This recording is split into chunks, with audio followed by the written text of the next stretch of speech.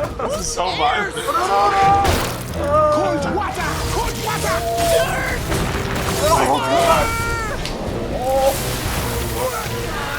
I loved her so much. I know you did, honey.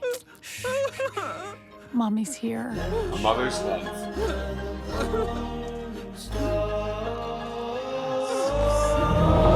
Welcome back to New Rockstars, Rick and Morty Season 5, Episode 3. Rick Convenient Mort just broke our hearts by pointing out how impossible it is to be truly environmentally conscious. It ain't easy being green if it means murdering coal miners. Seriously, what the Oh my god, this is Ricksplained. It's our Rick and Morty after show where we love to overthink Rick and Morty into weird socio-political conclusions that I now have to be a bit more careful how I word after a few folks just couldn't take a joke in my last Loki breakdown.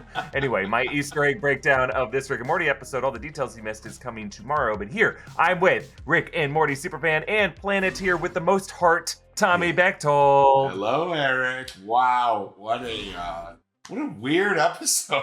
Very weird episode, yes. Talk about like a record scratch from what we had seen the previous 2 weeks. Yeah, Rick and Morty does this sometimes. It embraces like the bleakest sides of existence. You know, it reminds you it's not just gonna be joke.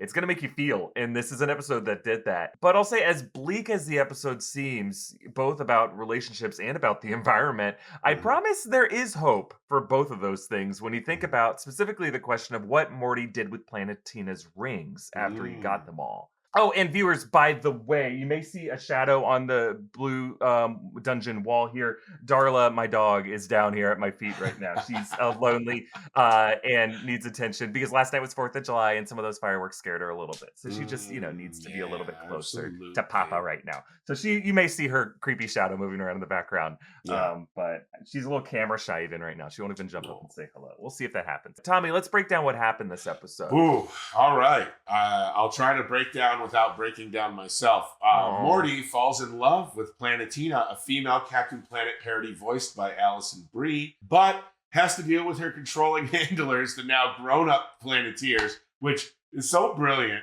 It's such a funny idea of having the kids from the cartoon be like dysfunctional adults. Or Teen-a-tears in this case, by the way. Morty fights back against the one voiced by Steve Buscemi, bites off his finger, steals his ring, and then burns him alive, as you do once you have the power of fire. Morty goes on a killing spree, killing all the rest of the Teen-a-tears in various violent fashions to get control of all of the rings. A very Thanos moment for Morty. He has all just of them. one by one. He is inevitable. Oh, yikes.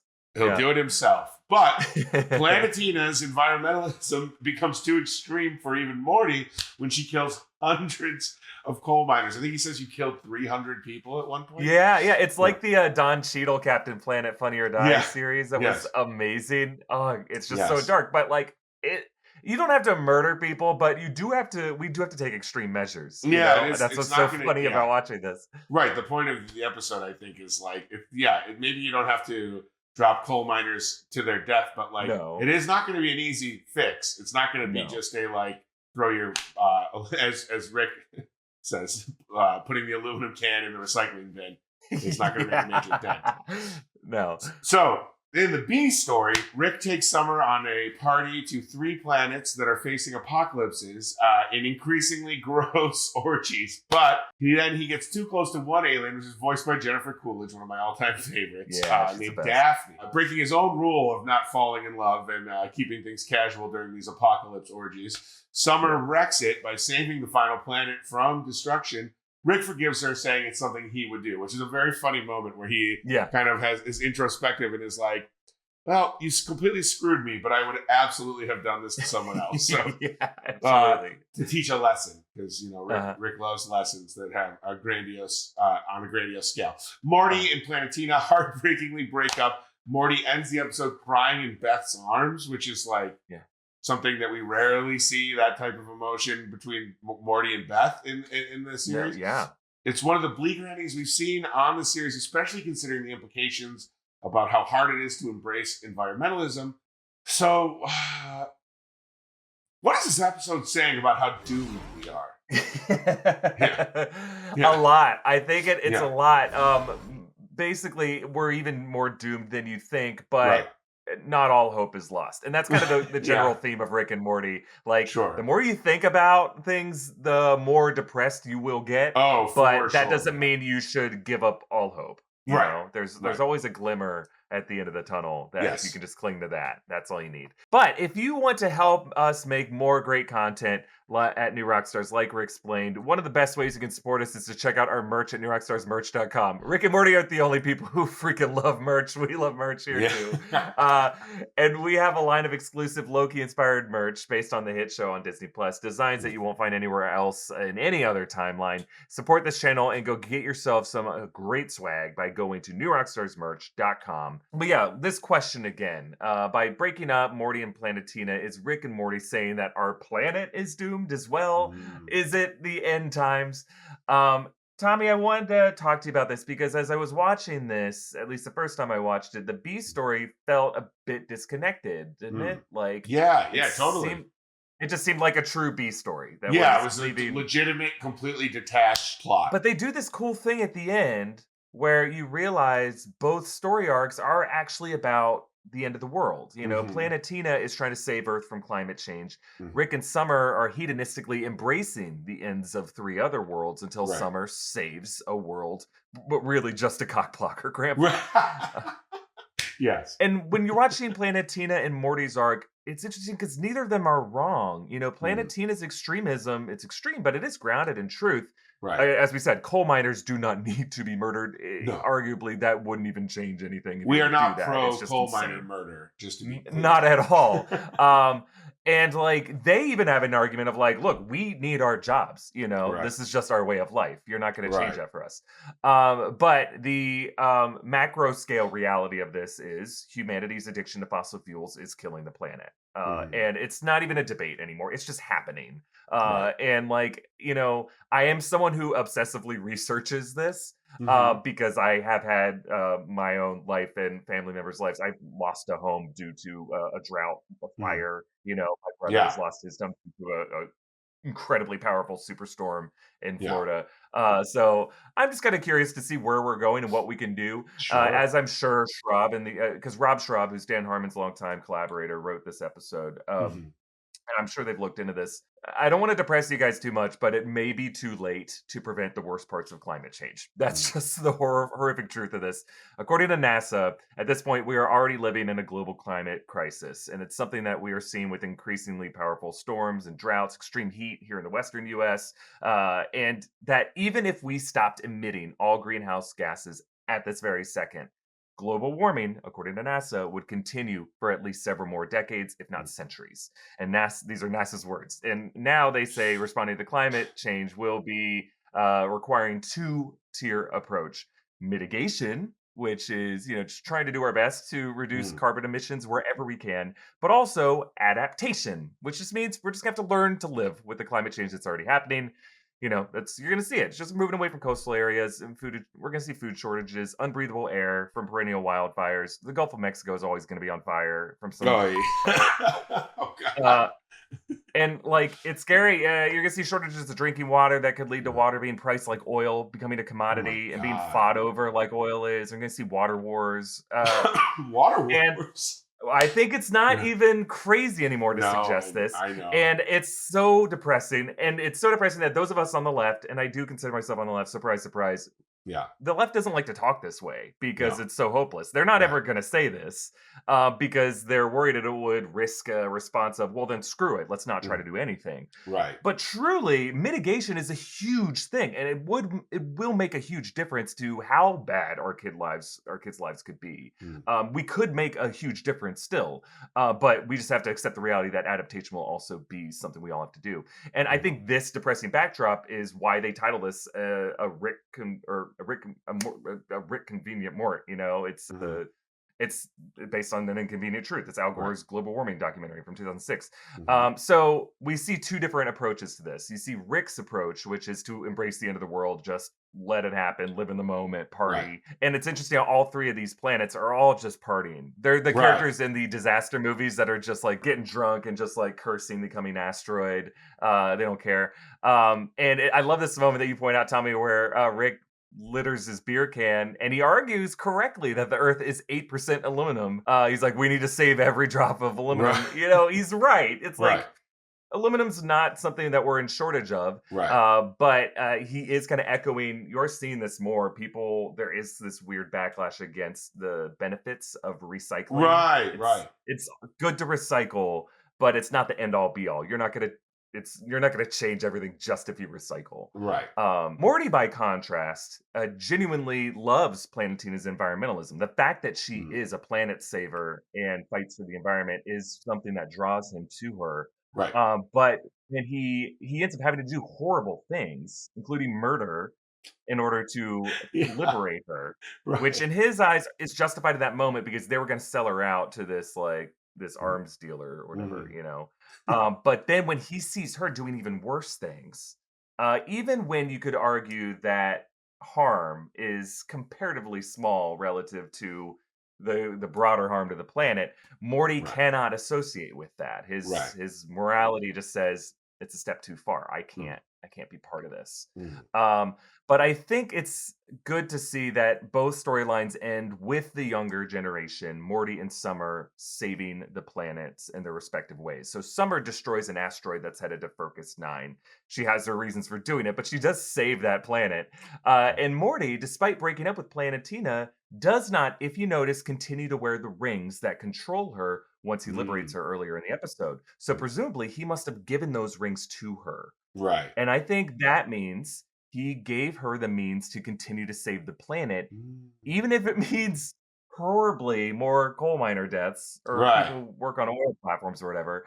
But he just can't bring himself to directly associate with that. He can't have the blood on his hands. The blood's always going to be on his hands, though. It's kind of like his relationship with Rick. He's powerless to stop the pain. He just, has to live with that pain. Right. And that's kind of what Rick and Morty is. Like, horrible things are happening. You are a witness, even an enabler to genocide, but you have to continue to live with that because the universe is so chaotic, because pain and suffering is happening all over the universe. If you're aware of it, you now just have to carry that with you everywhere you go. Yeah. But I think, to me, I can't help but look at this as a sign of hope that our younger generation will do what needs to be done, including pissing off their grandparents, which is going to have to happen. Like, our grandkids are going to hate us, and they're going to do stuff that makes our lives shitty, and we're just going to have to live with that. And then it also includes they're going to have to make heartbreaking personal sacrifices too, because ultimately the children are our future. They're going to be smarter than we are. Life will find a way, and that's just the world we're going to live with. So that's the way I interpreted this episode. I'm sorry if that's too depressing or if I got too environmental, but like, this is a show that encourages us to think more and more about the universe. I think about that science. was the tone of the entire show. It would be disingenuous to not take it that way and be like, oh, this was just a fun little romp about love gone wrong and and excessive partying. It's like, no, this was one of those episodes, much like Community, which is no surprise because these are all Community, basically creatives, that are like, oh, this is funny, but it's also really sad and really distressing. Yeah, and I think that's like, I mean, you can interpret Rick and Morty however you want. If you just want it for a vehicle for laughter and for subversive jokes, great. This was not the episode for you, though. And I think all art, even if it's just like, escapist goofballism that Rick and Morty is, those jokes only hit so hard because it's a show that's willing to go to dark places. And it went to a very dark place. And it's not just about relationships. It's about our relationship to our planet. And I love that they open with like Captain Planet, because as a kid, that's what like I grew up with. Me too. And it's cheesy and hokey, and you feel like a nerd for even talking about it too much. But it's our home, and it's where we live. And whether we're watching Rick and Morty, or if we're watching Loki and watching Category 8 superstorms wipe out an oil refinery town, or if we're watching Christopher Nolan's Interstellar, and it deals with this mysterious blight that is caused by climate change on Earth, and that's why we leave. I mean, folks, the billionaires are leaving Earth for a reason. Bezos is going to space because he knows this shit. They all know this shit. They know it's irredeemable, you know. But I can order a book today, and it'll be delivered by 11 a.m. tomorrow. So maybe a drone will bring it to you. And it's great. And we get to like laugh our way down a quartet, a string quartet on the deck of Titanic. We're to the asteroid. And it's an apocalypse has never been so fun. Can we at least admit that? Well, we've got great content. As long as we got great content. And great company, right? Yes. And great sponsors. And great sponsors like, hey, perfect segue. This episode was sponsored by. You were perfect setup there. This episode was sponsored by BetterHelp, which you might need now more than ever. Because if there is something interfering with your happiness or preventing you from achieving your goals, we've all been there at some point. Some of us are there right now. Well, BetterHelp will assess your needs and match you with your own licensed professional therapist. And you can start communicating in under 48 hours. It's not a crisis line or self-help. It's just professional counseling done securely online. And there's a broad range of expertise available for clients worldwide. Log into your account anytime and send a message to your counselor. You won't ever have to sit in an uncomfortable waiting room or look for parking. BetterHelp makes it easy and free to change counselors if you need to. It's more affordable than traditional offline counseling, and financial aid is available. BetterHelp wants you to start living a happier life today. Visit BetterHelp.com/Ricksplained. That's better, H-E-L-P, and join the over 1 million people who have taken charge of their mental health with the help of an experienced professional. In fact, so many people have been using BetterHelp that they are recruiting additional counselors in all 50 states. Special offer for Ricksplained audience. Get 10% off your first month at BetterHelp.com/Ricksplained. And if you're in the B story of this episode, we have another sponsor who can help you out, because our friends at Blue Chew have a unique online service that delivers the same active ingredients as Viagra and Cialis, but in chewable form and at a fraction of the cost. So Blue Chew is an online prescription service, so no doctor's office or pharmacy trips. It ships right to your door in a discreet package. You sign up at BlueChew.com, consult with one of their licensed medical providers, and once you're approved, you receive your prescription within days. Their licensed medical providers work with you to find the right ingredient and strength. And if you hate swallowing pills, good news, Blue Chew is chewable, just like it says in the name. So if you could benefit from some extra confidence when it's time to perform, visit BlueChew.com for more details and important safety information. And we've got a special deal for our audience. Try Blue Chew free when you use our promo code Ricksplained at checkout. Just pay the $5 in shipping. That's BlueChew.com, promo code Ricksplained to receive your first month free. Visit BlueChew.com for more details and important safety information. And we thank Blue Chew for sponsoring this show. All right, so Tommy. Yes. A question I had at the beginning of this episode. Do you think Morty is, for all intents and purposes, an adult at this point? Do you think maybe he has always been? Or if not, when did this transition from child to adult occur? Because he's been murdering people. Right. He's had his first relationship. Yeah, it's implied that he lost his virginity in this episode, right? Like that was what the whole sequence was, I think. But right. I don't know. I'm like kind of torn. I feel like for like the definition of what like being an adult means, having to make like difficult decisions to like take care of yourself and being independent, he has been that since very early on in the series. But I think that the last scene of this episode kind of showed that he is a kid trying to behave like an adult. You know, him crying in his mother's arms to me is very much the show letting us know that like he is still a kid. Like he is still, you know, an emotional, you know, deeply affected youth. I mean, teenager that's just experiencing this up world in all these different ways. So I think in my opinion, he's a kid that behaves like an adult. Yeah. The show does do these little things anytime Morty starts to do adult behavior, right, and specify that the thing he's having sex with is not a human. Right. It's either an alien. In this case, they said she's like a several different elements, an amalgam of elements.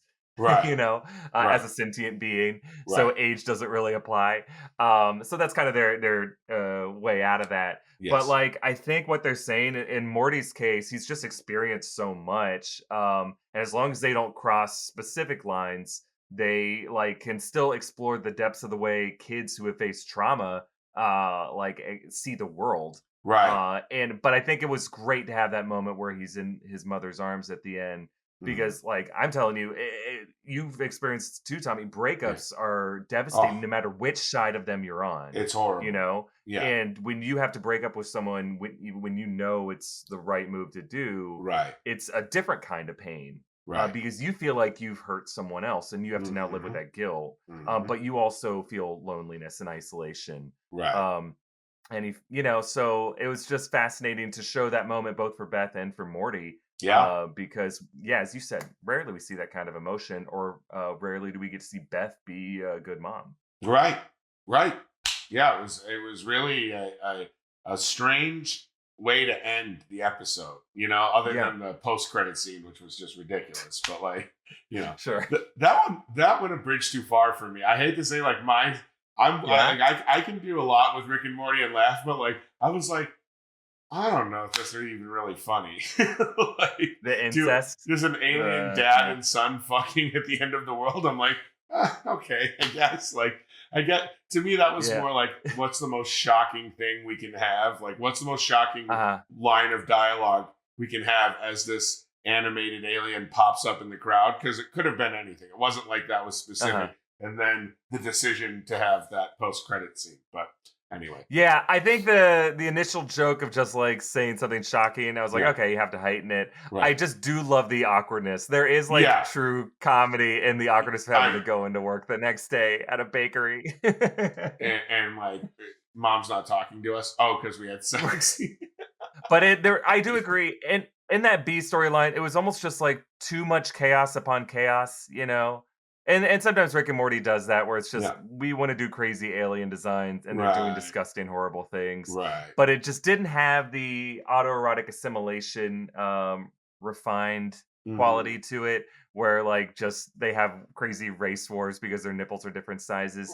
It just felt like for all these planets just to go straight to orgy. Yeah. And then like there was no twist on it. It was just like more extreme. I kept waiting for a twist there. Yes. But while we're on the storyline, I just thought anytime Rick and Summer are partnered up, I find interesting because we always think like, is Morty becoming more like Rick? Is Morty becoming more, violent and cynical? And just nihilistic, whereas Summer has a more like scalpel approach. She's more controlled in her nihilism, the way Rick is. Right. So I wonder, like, this also happened in the premiere, right, where he sent Summer on the Ricklantis. Oh, right, yeah, to get the shell. Do you think we're gonna start seeing is Summer becoming Rick's go-to now, as Morty's just following his own journey? No, I think so. This to me reminds me of when I was in high school. I had a group of friends, and one of our friends who was like the de facto leader, when he was mad at one of us, he would really like emphasize how much he was hanging out with another person to try and make us feel bad. Like he would be like, we're doing this. We're going to this party. Sorry, just the two of us. We're rolling out to do this. We're going we're going to go to this bar or whatever, I guess maybe once we got to college. I think Rick is just emphasizing Summer to like try and pull Morty back in. I think it's his like it's his like desperation of like, I'm not gonna beg Morty to do these adventures with me, but I am going to hit him in the one spot that will make him jealous, which is preferring his sister over him. Yeah, he literally put Morty's like acid rain burn shirt on Summer in that moment. He like coronated anew. He's like, you are the new chosen one now. Right. Yes. It is just an interesting, like Morty is more chaotic. He's more like chaotic neutral. I don't know.